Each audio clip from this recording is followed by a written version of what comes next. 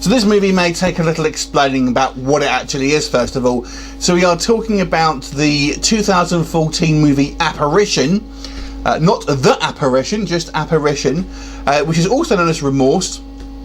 However, it was re-released in 2015 under the name The Nesting. And the story here is a kind of traditional haunted house movie, or it's a psychological thriller, depending on your point of view.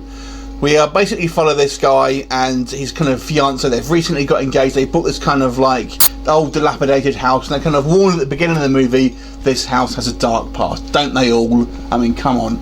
Apparently there was some kind of serial killer there, and there's been a variety of deaths there, and it's cursed or whatever. And one night, this couple getting involved in, after an argument, they get involved in an automobile accident, and the female is killed. And the guy basically is just like super depressed and really kind of like just goes into himself, and he starts kind of seeing visions of his wife, or his ex-fiancée, who's passed away, and also seeing visions of historical characters that he's been told that are in this house, basically this kind of this serial killer sort of woman and her variety of victims there.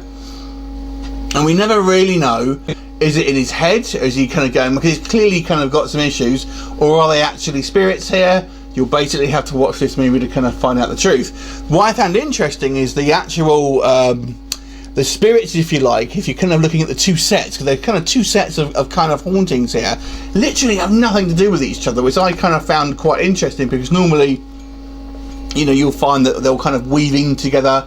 They really don't, which was just kind of a little bizarre. So you can almost, the main plot here is the kind of the interaction with what could be the spirit of his ex-girlfriend, or it could be just a figment of his imagination. Like I say, you don't actually know until well, that's up to you really. But these other kind of spirits are so superfluous to the plot, really, aside from the fact that they're actually in this house, which is I guess the overreaching common element here. So it was a bit of an interesting setup, somewhat unique, I would have to say. So what did I like about this movie? Like I said, I think it had a slightly unique twist. Not totally unique, but certainly a little bit of a different angle for a kind of a haunted house film. And I felt it was somewhat clever with it, so I kind of quite liked some of the plot twists. Some of them you can kind of see sort of coming a little bit, but I thought it was, for a kind of relatively low budget film, I felt it was somewhat clever, so I kind of like that. And I quite liked Katrina here, who you may know from Arrow. She's like Talia al Ghul, I think it is, or she's basically one of the Ra's al Ghul's daughter from Arrow. I can't remember the actual name, but she's quite good here, and despite the fact that she has a certain fate, she does get quite a lot of screen time here. Some of the things I didn't like about this film are the ghostly effects. There's not really any. I felt like if you were trying to sell the fact that these things were ghostly images, they should have acted a little bit more ghostly. They seemed a little bit too kind of like corporeal. So there's not really any kind of special effects here. It's just 1 minute there's someone there, the next minute there's gone. They don't appear to be kind of ghostly, if that makes sense. And you could argue maybe they're not ghostly, maybe it's all in this guy's head.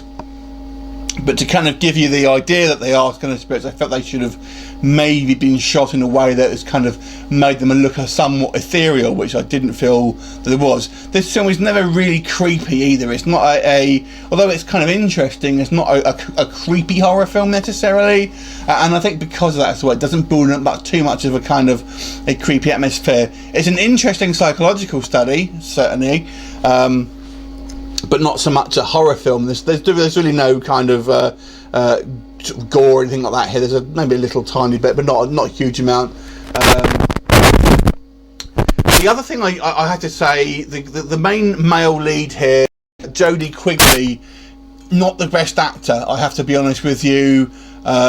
Seems kind of fairly amateur. I'm not quite sure what he's done kind of previously, but he was a pretty weak actor, and since he is really the main character, obviously the shoulders are kind of resting on his shoulders. I felt like I say, Katrina did quite well And some of the peripheral characters, his best friend, for example, who doesn't get a huge amount of screen time, actually when they're together they have a pretty decent sort of chemistry. You do get the feeling they're genuine friends.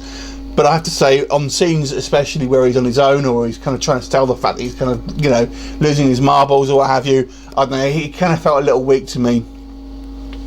So if you're wanting a kind of spectacle-filled haunted house film, like I said, this doesn't really have that. Although I do think it's, like I say, somewhat original, somewhat a clever script here.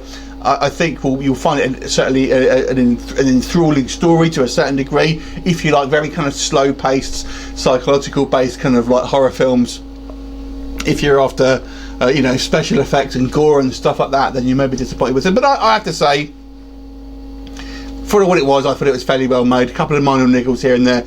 So I'll give this movie a 6 out of 10. Have you seen it? What did you think of it? Leave a comment and I'll look forward to seeing you next time. Bye for now.